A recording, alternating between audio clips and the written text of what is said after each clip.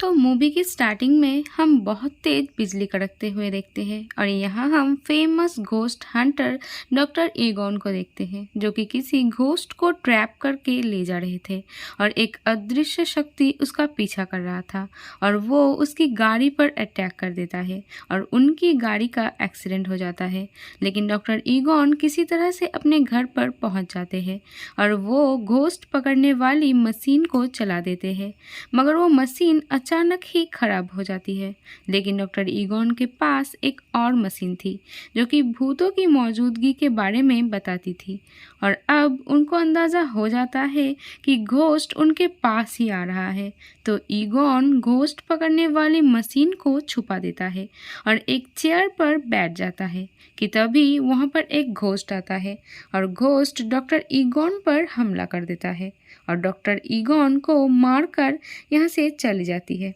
अब next scene में हम डॉक्टर ईगॉन की बेटी कैली को देखते हैं जो कि अपनी 2 बच्चे फीबी और ट्रेवर के साथ रहती थी। फीबी बहुत ही स्मार्ट है और वो किसी भी टूटी फूटी चीज़ों को ठीक कर देती है कि तभी डोरबेल बजती है। कैली देखती है कि उनका मकान मालिक आया है और वो कैली से घर का रेंट मांगता है। तो कैली कहती है कि कुछ दिन पहले ही उसकी फादर की डेथ हुई है और उनके हालत बहुत ही ख़राब है, लेकिन मकान मालिक कुछ भी नहीं सुनता और वो उनको घर खाली करने के लिए कहता है। अब कैली अपने बच्चों को लेकर अपने फादर के घर चली जाती है और घर के अंदर आने के बाद वहाँ पे भूकंप आ जाता है और कैली दोनों बच्चों के साथ टेबल के नीचे छुप जाती है और कैली बच्चों से कहती है कि अब उन्हें इन अजीब सी चीज़ों के साथ रहने की आदत डालनी होगी क्योंकि उनके पास अब कोई दूसरा घर नहीं है। तभी फीबी को घोस्ट का पता लगने वाली डिवाइस दिखता है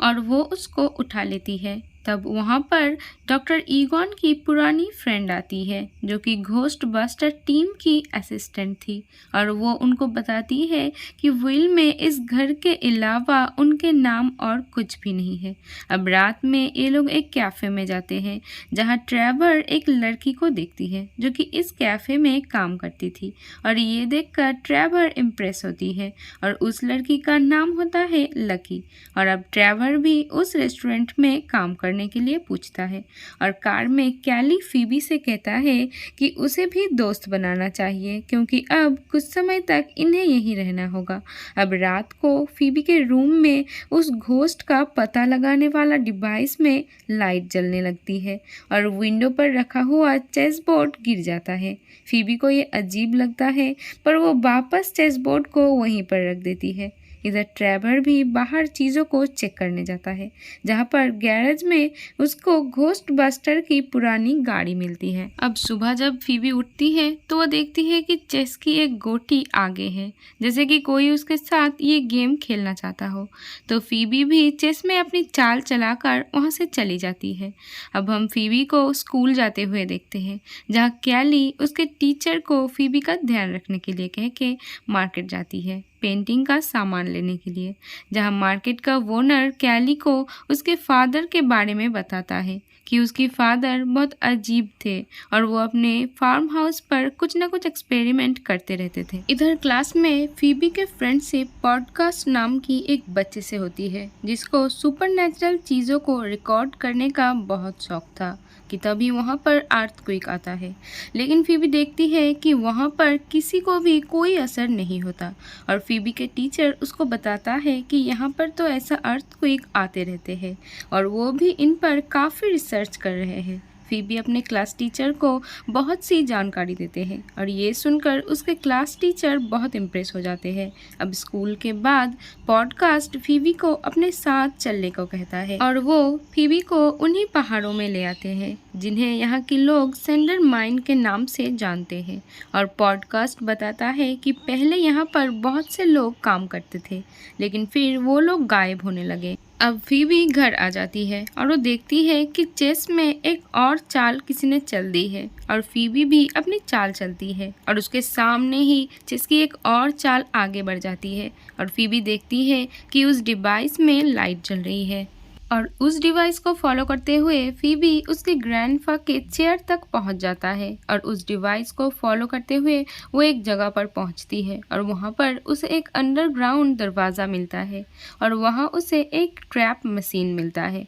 जिसे डॉक्टर ईगॉन ने वहां पे छुपाया था। अब नेक्स्ट डे फीबी उस ट्रैप मशीन को स्कूल लेके जाती है और फीबी के टीचर बताते हैं कि ये असली घोस्ट ट्रैप मशीन है और इन सब के बारे में टीचर फीबी से पूछता है तो फीबी उन्हें बताती है कि ये डिवाइस उनके ग्रैंडपा की है। अब टीचर उनको एक वीडियो दिखाती है और बताती है कि आज से 20 साल पहले घोस्ट बस्टर की एक टीम हुआ करती थी और ये मशीन उन्हीं घोस्ट बस्टर की है और फीबी को यहाँ पता चलता है कि उसकी ग्रैंडपा एक घोस्ट बस्टर थे। अब ये लोग उस मशीन को खोलने की कोशिश करती है कि तभी वो मशीन खुल जाती है और एक बहुत बड़ा घोस्ट उसमें से निकलता है और वो घोस्ट उसी माइन में चला जाता है। अब फीबी और ब्रॉडकास्ट और उनके टीचर फीबी के घर आते हैं ताकि वो बाकी डिवाइस को भी चेक कर सके और वो लोग घर के सारी चीज़ों को देखने लगते हैं और यहाँ पर ब्रॉडकास्ट को एक विसल मिलता है तो फीबी के टीचर उनको बताते हैं कि ये एक डेथ विसल है जिसे बजाकर बुरे घोस्ट को वापस भेजा जा सकता है और वो डॉक्टर ईगॉन के बुक में उसी घोस्ट को देखते हैं जो कि उस ट्रैप से निकला था। इधर हम फीबी के भाई ट्रेवर को देखते हैं जो कि अपने दोस्तों के साथ माइन पर घूमने जाता है और जब वो लोग वहाँ पर पहुँचते हैं और ट्रेवर और उसकी फ्रेंड एक झूले पर बैठकर बात कर रहे थे कि तभी ज़मीन के अंदर से एक अदृश्य शक्ति बाहर आती है और ये देखकर सभी डर जाते हैं और वहाँ से भाग जाते हैं। इधर फीबी डॉक्टर ईगॉन के लैब तक पहुँच जाता है और बाकी डिवाइसेस को देखने लगती है और फीबी इन सब चीज़ों में बहुत ज़्यादा माहिर थी तो वो उन डिवाइस को समझने लगती है। अब फीबी अपने ग्रैंडपा के बारे में और भी इंफॉर्मेशन लेने की कोशिश करती है। अब नेक्स्ट डे फीबी उस घोस्ट को पकड़ने की तैयारी करती है जिसको उसने गलती से ट्रैप से आज़ाद कर दिया था और वो उस मशीन को जैसे ही शूट करता है उसमें से इलेक्ट्रिसिटी निकलना शुरू हो जाती है और उसके सामने रखी सभी चीज़ें नष्ट हो जाता है। तभी इन्हें अंदर से आवाज़ें आती है और अंदर जाते ही इन्हें वहाँ पर एक घोस्ट दिखता है जो कि लोहा खा रहा था। अब फीबी घोस्ट पकड़ने की मशीन से उस पर हमला करती है लेकिन वो घोस्ट वहाँ से भाग जाते हैं। इधर हम ट्रेवर को देखते हैं जिसने बहुत मेहनत के बाद अपने ग्रैंडपा डॉक्टर ईगॉन के कार को ठीक कर लिया था और वो उस कार को लेकर ड्राइव पे निकल पड़ता है और रास्ते में उसे फीबी और ब्रॉडकास्ट दिखता है और वो भी कार में बैठ जाते हैं और उस घोस्ट को ढूंढने के लिए शहर आते हैं जहाँ उन्हें वो घोस्ट दिख जाते हैं और वो घोस्ट उन्हें देखकर भागता है लेकिन वो उस घोस्ट को पकड़ने में कामयाब हो जाते हैं। लेकिन उसको पकड़ने के दौरान उन दोनों ने शहर का हालात बहुत ज़्यादा ख़राब कर दिया था जिसकी वजह से पुलिस उन्हें पकड़ कर ले जाते हैं। लेकिन फीबी अपने मॉम को कॉल करने के बजाय डॉक्टर ईगॉन मतलब अपने ग्रैंडपा के फ्रेंड को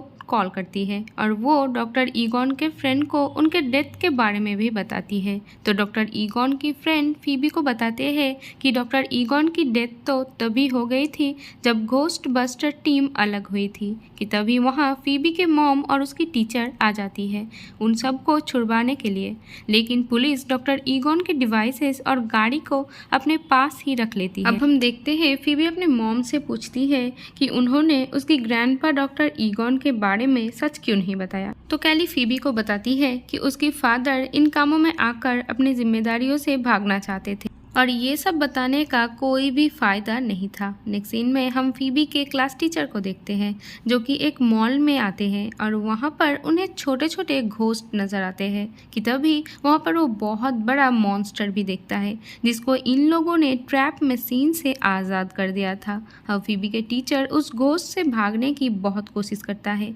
लेकिन वो घोस्ट उनके कार के ऊपर आ जाते हैं। इधर फीबी ट्रेवर और उनके फ्रेंड को देखते हैं जो कि माइन जाने का फैसला करते हैं और वो वहां जाके इंफॉर्मेशन इकट्ठा करने लगते हैं कि तभी वहां पर उन्हें एक ताबूत में एक बूढ़े आदमी की डेड बॉडी दिखाई देती है और वो देखते हैं कि माइंस के दीवारों पर कोई ना कोई तारीख लिखी हुई थी जिस दिन कोई ना कोई तबाही आई थी। और तभी उस ताबूत में बंद हुआ बूढ़ा आदमी अचानक जिंदा हो जाता है और ये देखकर सभी बच्चे बहुत ज़्यादा डर जाते हैं। और फीबी कहती है कि उसकी ग्रैंडपा बिल्कुल ठीक थे और वो ये सारी बात अपनी मॉम को बताएगी। इधर कैली उस डिवाइस को फॉलो करते हुए अपने फादर के लैब में पहुंच जाती है, जहां वो देखती है कि उसकी फादर ने उसकी सभी पिक्चर्स को लगाया हुआ था। और अब कैली को ये एहसास होता है कि उसकी फादर उससे बहुत प्यार करते थे। और तभी एक घोस्ट कैली पर हमला कर देता है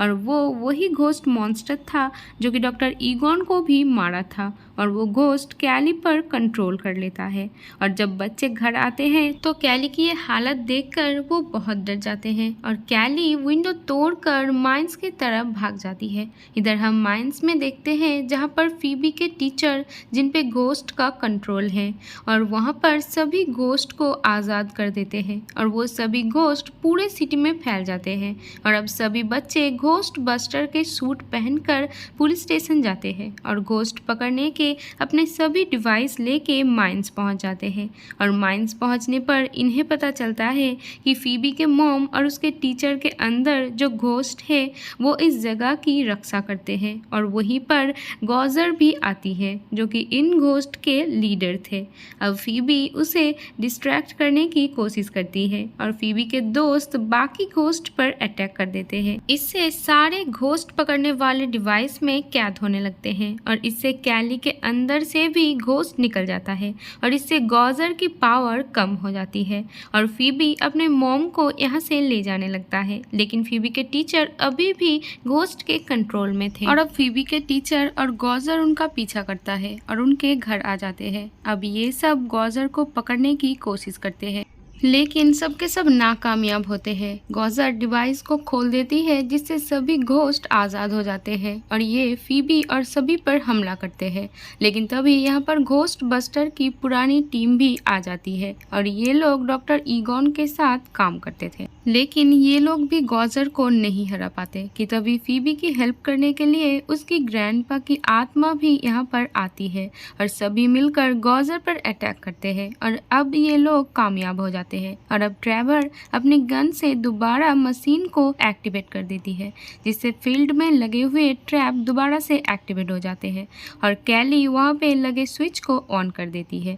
और गॉजर के साथ साथ बाकी घोस्ट मॉन्स्टर भी उस मशीन में ट्रैप हो जाते हैं और डॉक्टर ईगॉन के फ्रेंड उनसे माफ़ी मांगते हैं और कैली भी अपने फादर के सोल से गले लगती है और अब उनका सोल यहाँ से चला जाता है और अब सभी घोस्ट को भी पकड़ लिया गया था। और ये मूवी यहीं पर ख़त्म हो जाती है।